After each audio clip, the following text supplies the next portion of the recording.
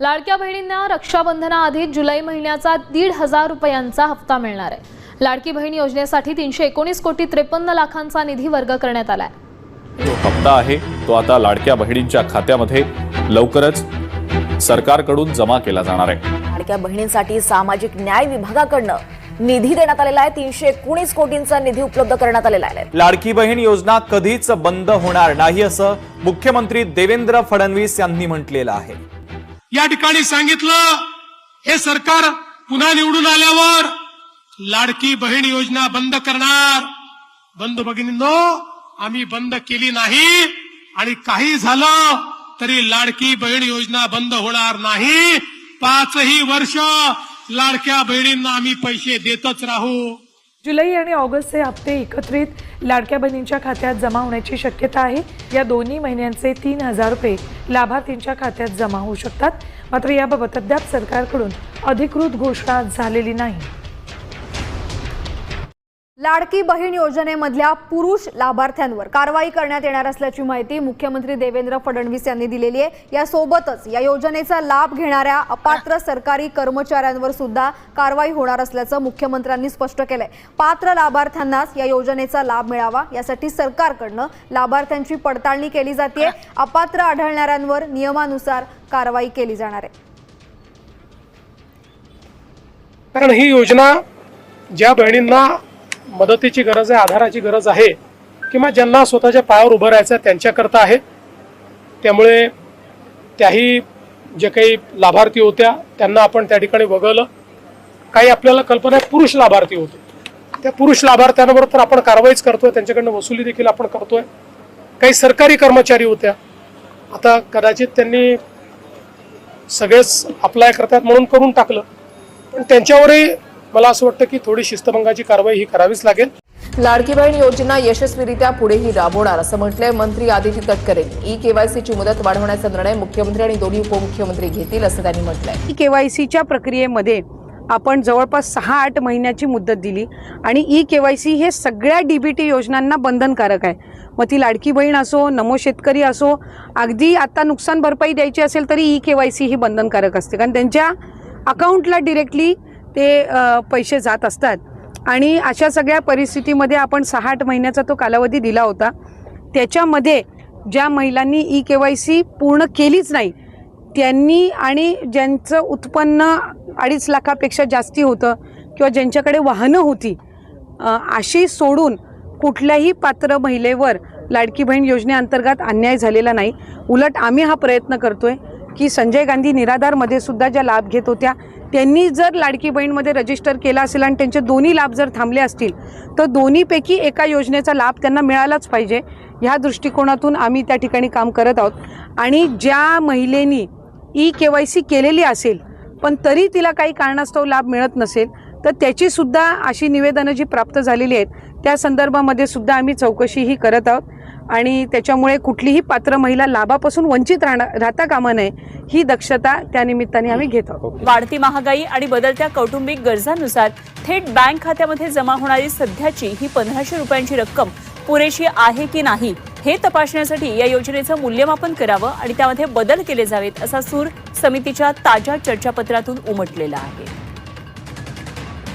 लाडक्या बहीण योजनेमध्ये आता लाडक्या बहिणींना आणखी निधी वाढवून मिळणार का याकडे लक्ष असणार आहे। पंतप्रधान आर्थिक सल्लागार समितीनं तशी शिफारस केली आहे। योजनेची रक्कम महागाईनुसार वाढवा अशी शिफारस केली आहे। योजनेचं मूल्यमापन करून त्यामध्ये बदल करण्याच्या सूचना केलेल्या आहेत।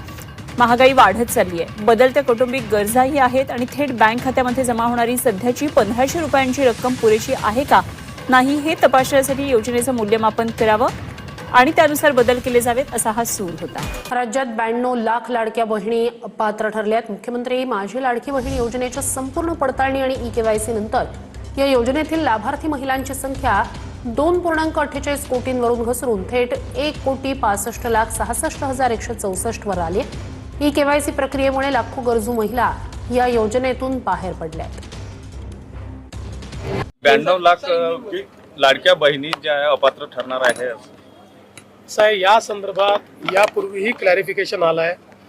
रोज 30 बातमी काही लोक देतात, पुन्हा त्याच चर्चा करतात। पुन्हा एकदा सांगतो, त्याचे नियम आणि निकष होते, त्याची तपासणी CAG करतं. एकही पैसा नियम आणि निकषाच्या बाहेर जाऊन देता येत नाही. आपण योजना सुरू केल्यानंतर कोणाला त्रास होऊ नये म्हणून योजना सुरू केली आहे, कारण इतक्या मोठ्या प्रमाणात तपासणी करणं हे महिन्यात, 2 महिन्यात, 4 महिन्यात शक्य नव्हतं. त्यानंतर आपण तपासणी सुरू केली. KYC हा त्यातला महत्त्वाचा मुद्दा होता. ज्या लोकांच्या लक्षात आलं की आम्ही नियमाच्या बाहेर त्या ठिकाणी लाभ घेतलेला आहे, त्यांना वारंवार संधी देऊन त्यांनी KYC केलं नाही. 1,65,00,000 बहिणींनी KYC केलं. त्यामुळे त्या पात्र ठरल्या. त्यांना रेग्युलर कुठलाही खंड न पडता पैसे मिळतात. काहींनी KYC केलं नाही. अनेक लाखो बहिणींचं त्या ठिकाणी असं लक्षात आलं की इन्कम टॅक्स पेई परिवार आहे, आपल्या याच्यात इन्कम टॅक्स पेई चालत नाही. कारण ही योजना ज्या बहिणींना मदतीची गरज आहे, आधाराची गरज आहे, किंवा ज्यांना स्वतःच्या पायावर उभं राहायचं आहे त्यांच्याकरता आहे. त्यामुळे त्याही जे काही लाभार्थी होत्या त्यांना आपण त्या ठिकाणी वगळलं. काही आपल्याला कल्पना आहे पुरुष लाभार्थी होते, त्या पुरुष लाभार्थ्यांवर तर आपण कारवाईच करतोय, त्यांच्याकडनं वसुली देखील आपण करतोय. काही सरकारी कर्मचारी होत्या, आता कदाचित त्यांनी सगळेच अप्लाय करतात म्हणून करून टाकलं, पण त्यांच्यावरही मला असं वाटतं की थोडी शिस्तभंगाची कारवाई ही करावीच लागेल. आणि म्हणून आता हा जो आकडा आलेला आहे 100% व्हेरीफाईड आकडा आहे. आणि या बहिणींना जोपर्यंत आमचं सरकार आहे तोपर्यंत लाडक्या बहिणीचे पैसे मिळतच राहतील. आता हे जे काँग्रेसचे इतर लोक बोलत आहेत हे तेच लोक आहेत की ज्या लोकांनी लाडक्या बहिणीच्या विरुद्ध कोर्टामध्ये केस केली, हायकोर्टात गेले, रोज शिव्या दिल्या, ही योजना बंद करा म्हणून सांगितलं, आणि आता तेच हिंदीमध्ये मगरमच्छ के आंसू म्हणतायत, तसे मगरमच्छ के आंसू आता हे यांच्या डोळ्यातनं वाहून राहिले. ज्या महिला KYC करायला तयार असतील त्यांच्यासाठी पुन्हा KYC ची विंडो सुरू करण्याची तयारी असल्याचं फडणवीस म्हणाले. KYC पूर्ण केली त्या लाडक्या बहिणींचे पैसे मिळत राहतील. अपात्र लाडक्या बहिणींकडून पैसे वसूल करणार नाही असं फडणवीसांनी म्हटलंय. 80 लाख लाडक्या बहिणी अपात्र ठरल्याच्या मुद्द्यावरून राजकारण पेटलंय. मात्र या 80 लाख लाडक्या बहिणींकडून सरकार पैसे वसूल करणार नाहीये अशी घोषणा मुख्यमंत्री फडणवीसांनी केली आहे. मात्र या योजनेचा लाभ 14,000 पुरुषांनी घेतलाय. त्यांच्याकडून सरकार पैसे वसूल करणार असल्याचंही फडणवीसांनी म्हटलंय. KYC तसेच निकषांची पूर्तता न केल्यामुळे 80 लाख लाडक्या बहिणी अपात्र ठरल्यात. योजना सुरू झाल्यानंतर आपण त्याचं KYC सुरू केलं आणि वेगवेगळे जे डेटाबेस होते त्याच्याशी कंपॅरिझन सुरू केलं, ज्याच्यामध्ये सरकारचे जे काही कर्मचारी आहेत त्यांचं जिथनं पेमेंट होतं त्या पोर्टलमधनं आपण माहिती घेतली. जो काही आपला परिवहन विभाग आहे याच्यामध्ये मोटरची ओनरशिप कोणाकडे आहे, 4 व्हीलरची, याच्या डेटाबेसची माहिती घेतली. रेशन कार्ड याच्या डेटाबेसची माहिती घेतली. आणि ही सगळी माहिती आपण ज्यावेळेस कोलेक्ट केली त्यावेळी असं लक्षात आलं की 5 लाख लोक असे आहेत ज्यांच्या घरी सरकारी नोकरी आहे. 14,000 तर पुरुषच निघाले. जवळपास 10 लाख असे निघाले की ज्यांचं उत्पन्न 2.5 लाखापेक्षा जास्तीचं आहे. अशा वेगवेगळ्या डेटाबेसमध्ये जे लोक अपात्र झाले त्यांना आपण अपात्र केलेलं आहे. त्यासोबत आपण हे सांगितलं होतं KYC करून घ्या, म्हणजे जे काही माहिती तुम्ही सादर केलेली आहे ती आतापर्यंत सत्य मानण्यात आली आहे, आता त्याची कागदपत्र द्या. पण मोठ्या प्रमाणात KYC झाली नाही. आता एक गोष्ट आपण लक्षात घ्या की ज्यांना अर्ज करता येतो, सेल्फ सर्टिफिकेशन करता येतं, त्यांना KYC करता येत नाही असं मानणं काही योग्य नाही. पण जवळपास 9 महिने सातत्याने पाठपुरावा केल्यानंतरही ज्यांनी KYC केली नाही ते अर्थातच कुठला तरी एखादा निकष पार पाडत नाही म्हणून त्यांनी KYC केली नाही. आणि म्हणून हे जे काही आता या ठिकाणी जवळपास जे काही तुम्ही सांगितलं 60 लाख 80 लाख जो काही आकडा तुम्ही दिलेला असेल, तर ते लोक या योजनेच्या पात्रतेचे निकष हे पूर्ण करताना दिसत नाही. जवळपास 1,70,00,000 महिला, थोडं आकडा कमी अधिक असेल 3-4 हजार, पण 1,70,00,000 महिला ज्या आहेत या निकष पूर्ण पार करतात, त्यांची KYC झालेली आहे. त्यामुळे त्यांना लाडक्या बहिणीचे पैसे मिळतच राहतील. ज्यांनी KYC केली नाही त्यांना आता आम्ही पैसे देणार नाही, पण त्यांना दिलेले पैसे आम्ही वसूलही करणार नाही. मात्र 14,000 ज्या पुरुषांनी पैसे घेतलेले आहेत त्यांच्याकडनं मात्र पैसे हे वसूल केले जातील. त्यामुळे नीट सायंटिफिक प्रोसेसने या सगळ्या गोष्टी केल्या आहेत. आणि आजही यांच्यापैकी कोणी जर KYC करणार असेल तर आम्ही विंडो ओपन करायला तयार आहोत आणि त्यांना लाभ द्यायला तयार आहोत. आजही ज्यावेळेस आपण जेवढ्या लाडक्या बहिणींना लाभ देतो, देशातल्या कुठल्याही योजनेपेक्षा आजही सर्वात मोठी योजना ही महाराष्ट्राची आहे. आजही देशामध्ये एवढा लाभ 1,70,00,000 कुठलंच राज्य देत नाही जे महाराष्ट्र देत आहे. जून महिन्याचा हप्ता मागील जुलै महिन्यामध्ये जमा झालेला असेल, तुमचा जून महिन्याचा हप्ता आलेला असेल तर तुमचा हा जुलै महिन्याचा हप्ता देखील तुम्हाला या ठिकाणी भेटणार आहे.